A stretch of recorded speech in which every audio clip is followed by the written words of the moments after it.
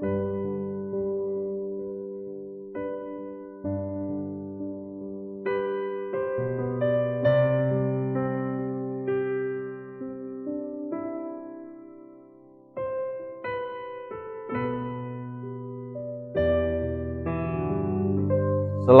petang Bapak Ibu Saudara-saudara, salam patunggilan, salam damai sejahtera di dalam Tuhan Yesus Kristus.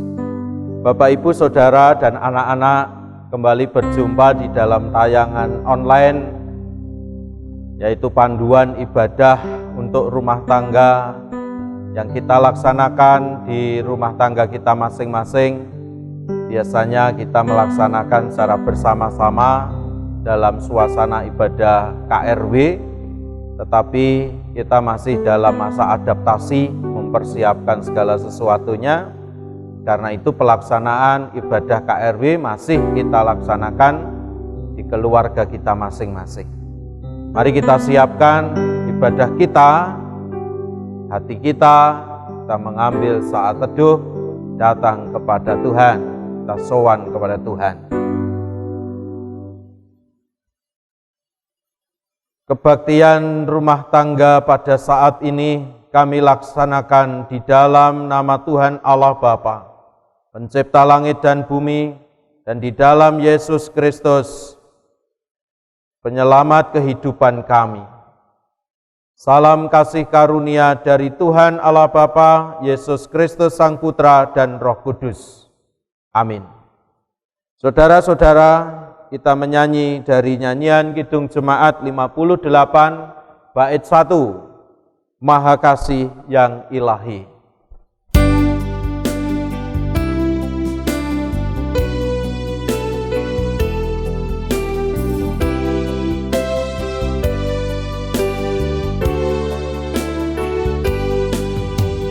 Maha Kasih yang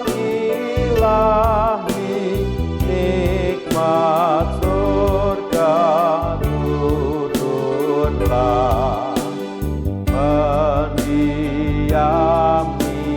hati kami, Kau mahkota kurnia. Yesus, Kau berlimpah rahmat, sumber kasih yang besar.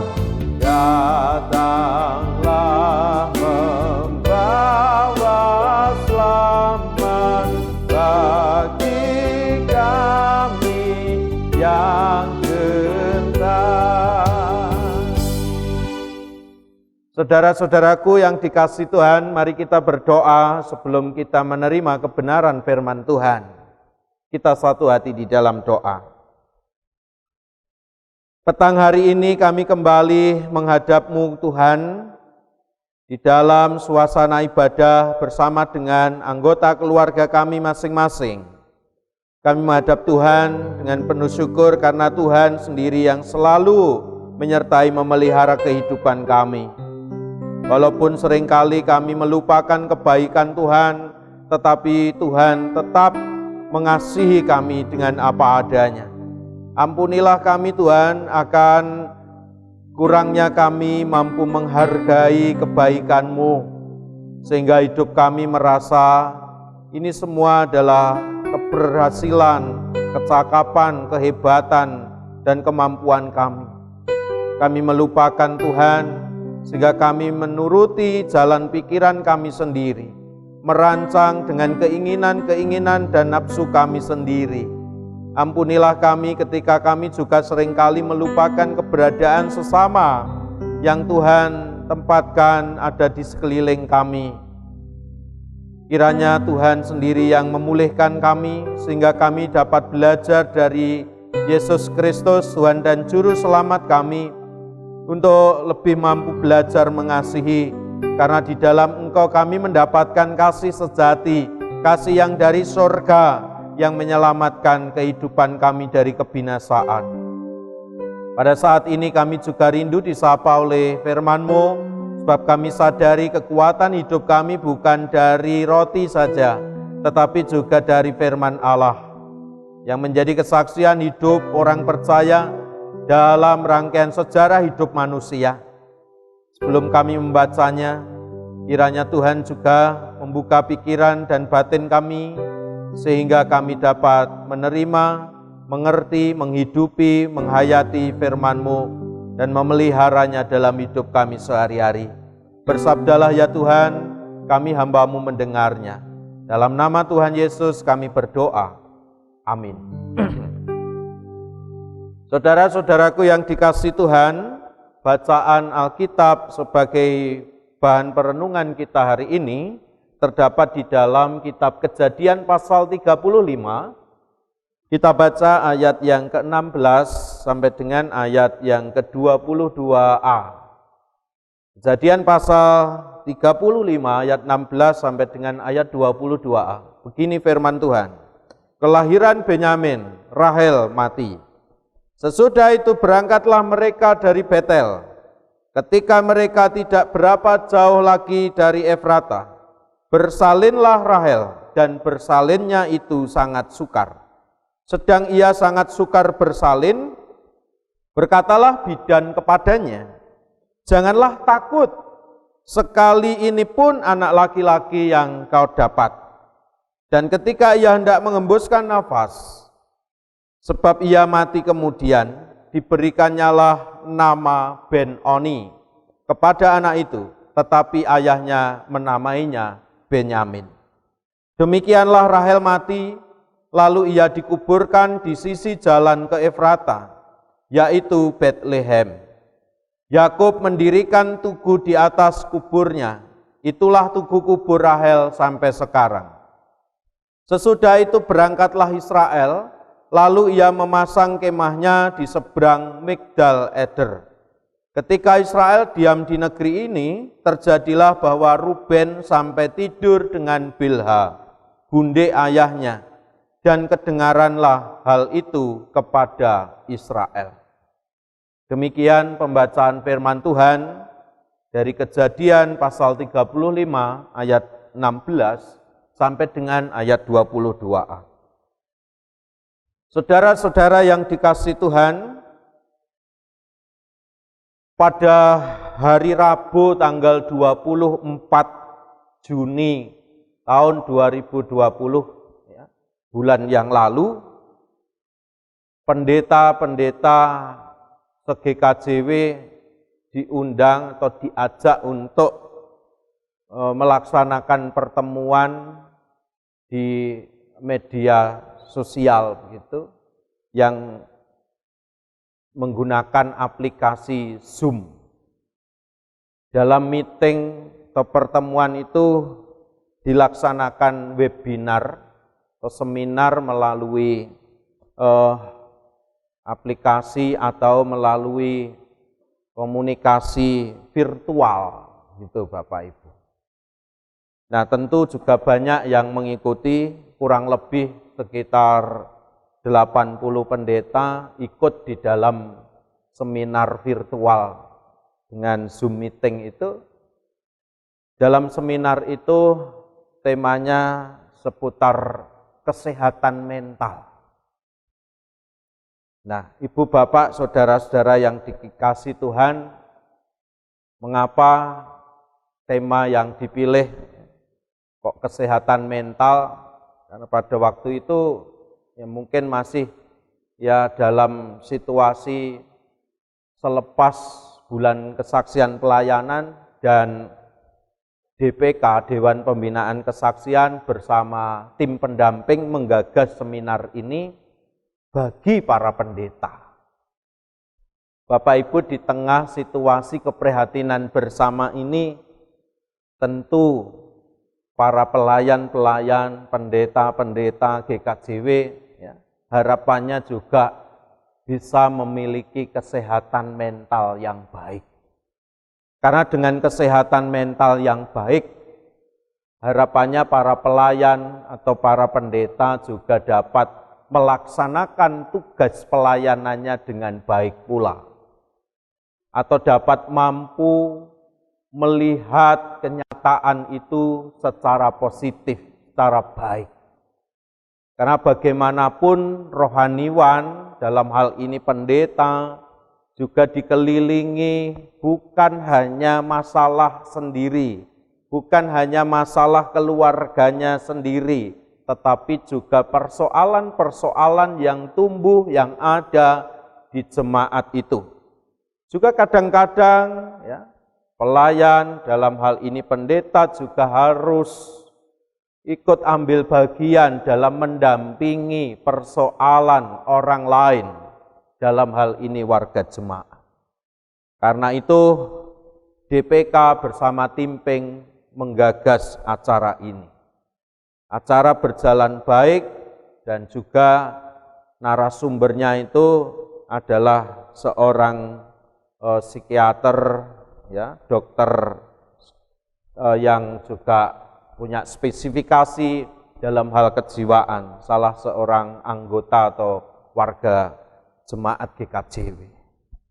Bapak, Ibu, saudara-saudara, sekali lagi memiliki mental yang baik atau memiliki mental yang sehat, saya kira tidak hanya dibutuhkan oleh pendeta, oleh pelayan, tetapi juga oleh kita semua. Karena dengan memiliki mental yang sehat, dia akan mampu menghadapi kenyataan hidup, seberapapun kenyataan hidup itu sulit. Ibu, bapak, saudara-saudara yang dikasihi Tuhan, di dalam kehidupan manusia, sekalipun kita ini mengikut Tuhan dengan setia, tidak serta-merta membuat orang atau manusia itu bebas dari masalah. Karena masalah itu adalah bagian dari hidup manusia itu sendiri. Karena itu dibutuhkan kesehatan mental untuk menghadapi masalah yang menjadi bagian dari hidup manusia. Saudara-saudara, orang yang punya kesehatan mental yang baik akan selalu berusaha melihat suatu masalah itu bukan hanya dari sudut pandang dirinya, melainkan orang itu juga akan mencari tahu maksud Tuhan apa di balik masalah yang tersembunyi atau di balik persoalan di dalam kehidupan kita itu. Saudara-saudara yang dikasihi Tuhan, kalau kita amati dan cermati bacaan hari ini, bagaimana hidup Yakub. Hidup Yakub ini berubah sekali. Sejak perjumpaan kembali dirinya dengan Tuhan di Betel. Hidup Yakub sebelum perjumpaan dengan Tuhan di Betel itu kisahnya ya penuh dengan intrik, penuh dengan tipu-tipu. Kakaknya ditipu, kebanyak orang mungkin juga ya dengan kelicikannya gitu ya, dengan tipu-tipu dayanya begitu. Ada banyak pengalaman hidup yang mungkin belum selaras dengan Tuhan. Saudara-saudara, setelah perjumpaan dengan Tuhan di Betel itu, apakah lalu hidup Yakub itu tidak ada masalah lagi? Tetap, Bapak. Persoalan tetap ada. Tetapi persoalan hidup di dalam kehidupan Yakub itu tidak menguasai jalan kehidupannya. Tuhanlah yang kemudian menguasai jalan kehidupannya. Tuhanlah yang kemudian menjadi pusat atau menjadi fokus relasi hubungan antara Yakub dengan Tuhan. Ia tidak lagi melihat masalah itu dari sudut pandang dirinya, tetapi dia juga selalu bisa mencari maksud tersembunyi dari di balik masalah yang dialaminya. Dan hal itu nampak ketika Rahel, istrinya, melahirkan putra bungsu mereka. Dikatakan kesusahan yang luar biasa dialami oleh Rahel pada saat persalinan, Bapak Ibu. Sehingga membuat bidan mengatakan, janganlah takut, sekali ini pun anak laki-laki yang kau dapat. Dan ketika ia hendak mengembuskan nafas, sebab ia mati kemudian, diberikannya nama Ben-Oni. Yang artinya Bapak Ibu secara harfiah, Ben-Oni itu adalah putra kesusahanku. Dengan kesulitan proses persalinan Rahel yang melahirkan anak laki-laki bungsu Yakub itu, maka dipandang itu sebagai peristiwa yang menyusahkan, sehingga diberi nama Ben-Oni. Karena Rahel, istri yang dikasihnya itu juga harus meninggal. Tetapi kemudian dikatakan, tetapi ayahnya, di ayat 18, namun Yakub menggantinya menjadi Benyamin. Ya. Tetapi ayahnya menamainya Benyamin, yang artinya putra tangan kanan. Dari Ben-Oni, putra kesusahanku, menjadi Benyamin, putra tangan kanan. Saudara-saudara, perubahan nama ini tentu bukan hal yang terjadi begitu saja, tanpa maksud apa-apa. Perubahan nama tersebut, kalau boleh kita tafsirkan, ini sudah menunjukkan suatu sudut pandang Yakub yang baru di dalam menghadapi masalah. Ada perubahan sikap, ada perubahan paradigma, ada perubahan sudut pandang dari menganggap kelahiran Ben-Oni, putra kesusahanku, diganti nama menjadi Benyamin, putra tangan kanan. Artinya kehadiran Benyamin yang membuat gundah, yang membuat galau, yang menyusahkan, ini berganti menjadi kelahiran atau kehadiran yang memberi anugerah. Karena itu Yakub dari melihat peristiwa persalinan anak bungsunya ini dari hal yang dimaknai secara negatif, konotasinya menyusahkan, kini dimaknai dengan cara positif. Dengan memberi nama Benyamin. Apapun persoalan yang kita hadapi, ada maksud tersembunyi yang boleh kita maknai. Apapun persoalan yang kita hadapi, ingatlah bahwa ada penyertaan kasih setia Tuhan yang selalu melawat hidup kita sehari-hari. Tuhan memberkati. Amin. Saudara-saudara, kita kepada Tuhan bahwa kita dimampukan menjalani persoalan hidup, perjalanan kita selalu disertai oleh Tuhan. Maka sudah selayaknya kita bersyukur kepadanya. Mari kita mengumpulkan persembahan, tak iringi dengan nyanyian dari Kidung Jemaat 344 bait 1, ingat akan nama Yesus.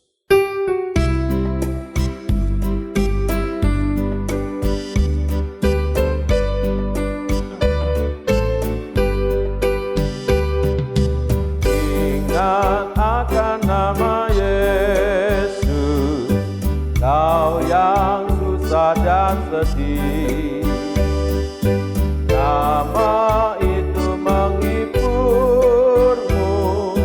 mana saja kau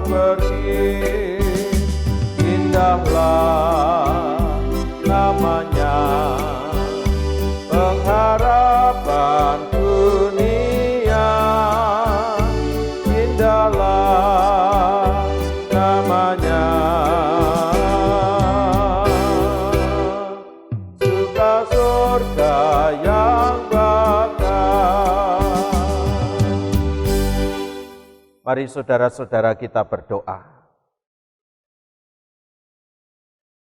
Tuhan yang mengasihi kami bersyukur kepadamu hari ini. Dalam ibadah kami mengumpulkan persembahan. Kiranya persembahan kami ini dapat mendukung tumbuh kembangnya perjalanan gereja Tuhan, Jemaat GKJ Banyuwangi. Dan berkati setiap orang yang telah memberi dengan sukacita. Kiranya kelimpahan berkat, kekuatan, lahir dan batin di dalam pekerjaan dan usahanya, dan curahkan di dalam hidup mereka. Engkaulah sumber pemelihara kami, Engkaulah yang memberikan kami rezeki kecukupan, yang senantiasa menunjukkan kasih sayang kepada kami semua anak-anak-Mu. Saat ini kami berdoa untuk setiap umat-Mu dalam pergumulan mereka masing-masing. Kalaupun kami harus bergumul dengan persoalan kami percaya satu hal bahwa Tuhan selalu menyertai kami. Karena itu di dalam Tuhan tidak ada yang tidak mungkin terjadi jikalau Tuhan menghendaki. Kami percaya bahwa di setiap persoalan sekalipun ada maksud baik jikalau kami mau memaknai semuanya.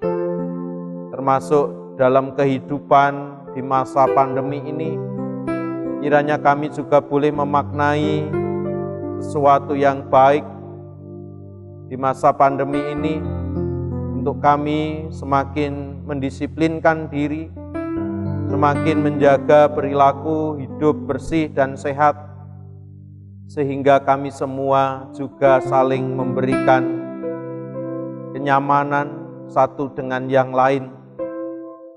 Sembari kami terus memohon pertolongan Tuhan.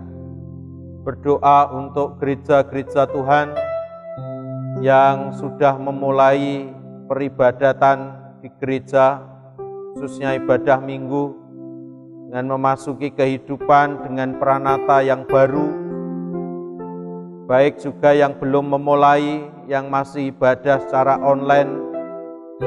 Kiranya Tuhan juga memberkati mereka semua sehingga umat-Mu tidak berputus asa, tetapi selalu mengarahkan hati dan kehidupannya berpaut kepada Tuhan.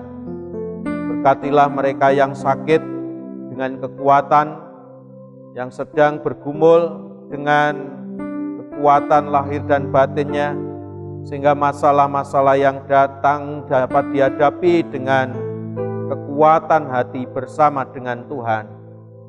Kami berdoa untuk anak-anak jemaat, di dalam mereka menempuh pendidikan, Tuhan juga menolong mereka dalam perjuangan serta ketekunan mereka untuk mempersiapkan masa depan.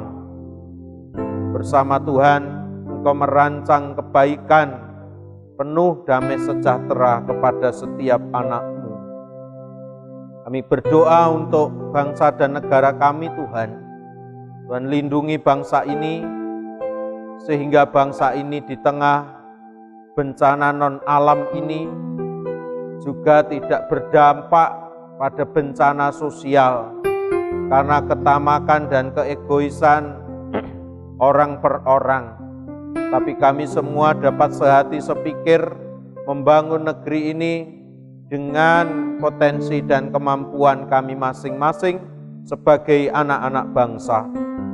Kami serahkan seluruh totalitas kehidupan kami dalam tangan kuasa-Mu, keluarga kami, masa depan kami, tubuh, jiwa, raga kami hari ini. Kalau kami nanti malam akan beristirahat, Tuhan selimuti kami dengan kasih-Mu. Inilah syafaat kami Tuhan, kami serahkan sepenuhnya dalam nama Tuhan kami Yesus Kristus. Terpujilah nama-Mu untuk selama-lamanya. Haleluya. Amin. Mari kita mengakhiri ibadah rumah tangga hari ini. Bapak, Ibu, Saudara, kita serahkan perjalanan hidup kita di dalam bimbingan kasih Tuhan. Kita menyanyi dari Kidung Jemaat 406 bait 1, Ya Tuhan bimbing aku.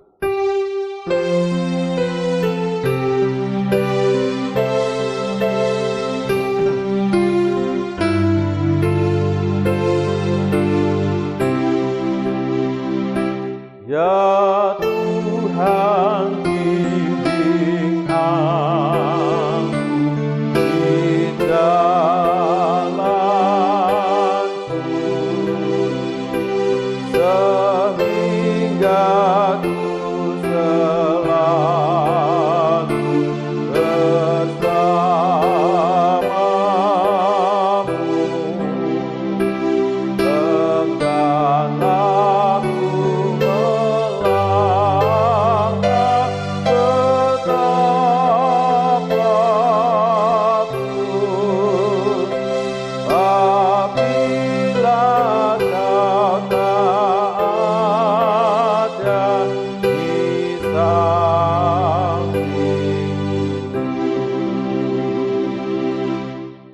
Saudara-saudara, arahkanlah hatimu kepada Tuhan, terimalah berkat Tuhan.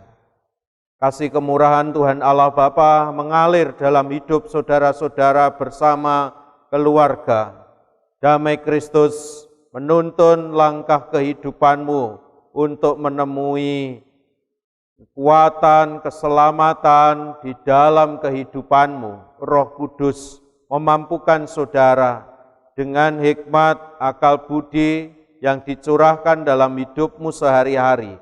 Tuhan memberkatimu kemarin, hari ini, esok, sampai selama-lamanya. Haleluya. Amin. Terima kasih Bapak Ibu Saudara. Selamat malam, selamat beristirahat dan melanjutkan aktivitas. Mungkin sampai bertemu lagi. Tuhan memberkati. Matur nuwun. Ya Tuhan.